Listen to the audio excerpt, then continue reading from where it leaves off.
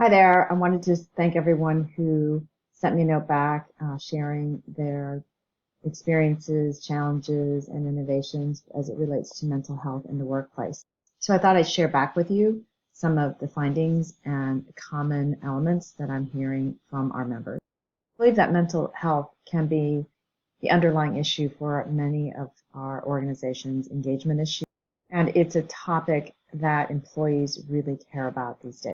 For me personally, I've been touched by the tragedy of mental health going unchecked with a best friend who went from a highly successful C-suite executive to someone who literally wouldn't talk to me unless we left our cell phones in the car and turned them off, to a young man in a previous firm that I ran who basically took his own life, and none of us saw it coming. So aside from the smart work reasons why paying attention to mental health is important, there have definitely been situations that have touched me on a personal level to say, hey, this is something that we have to be paying attention to, and the stigmas that are there and very real need to go away so that we can have these conversations in the workplace. So to start, there's a study, a survey by Lyra, spelled Lyra, and I'll link to that below in the show notes. They talked about how the people that they surveyed, 84% contributed workplace to their mental health challenges. That's a really high number. So in speaking to our members and getting feedback, it certainly seems like one of the biggest areas and challenges for HR leaders as it relates to mental health is stigma. So employees being afraid to reach out for help and thinking that having a mental health challenge would be held against them. There's a challenge in the resources available. So from diagnosing what the issue is all the way to getting to the right providers and having the process be as easy as possible. In fact, in one of the podcasts I was listening to, they talked about how there's 200 different types of mental health issues and over 200 different types of therapy types and how to get people the help that they need. On top of that, it's challenging to ensure that you have the access points, right, that your employees need, and then guides, people who can actually help guide them through that process. Finally, I heard a common theme around just psychological safety, leadership, having to sort of rethink leadership as well as culture as it relates to mental health. Some of the trends that I'm hearing about is definitely increase in services, especially around EAP or employee assistance programs, as well as organizations training volunteers within their companies to become sort of like mental health first aiders or first aiders just for mental health.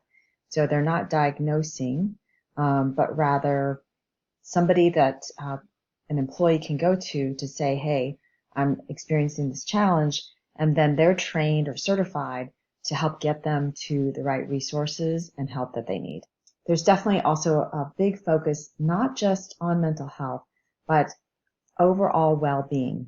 So, for example, in a Willis Towers Watson survey, they talked about organizations focused on well-being from a physical, emotional, financial, social, and career perspective.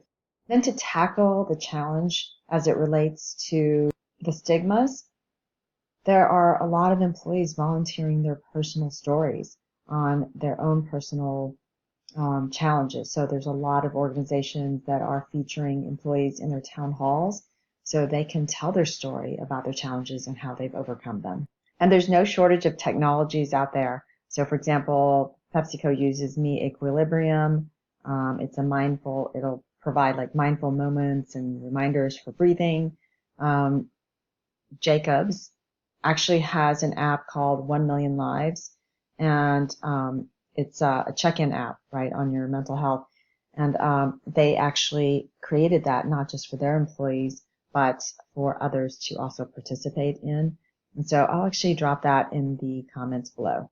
Remember, we had talked about how there's 200 plus different types of mental illnesses, and then there's 200 different types of therapies, and how hard it is to find someone. I know that someone in my family struggled with depression and has had to have really 3 different therapists before they landed on the right one. So there are actually apps that are sort of like dating apps, Match.com, where they ask a series of questions of both the patient or the employee, and then they also ask a long series of questions of the providers so that they can try to do a better job matching those providers to make that process a little bit easier.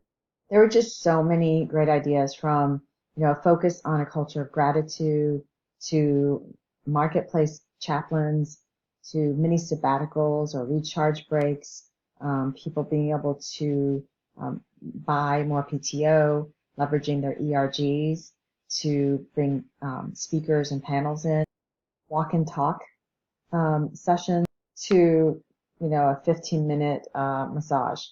So a lot of great ideas, and I just wanted to thank everyone for submitting those.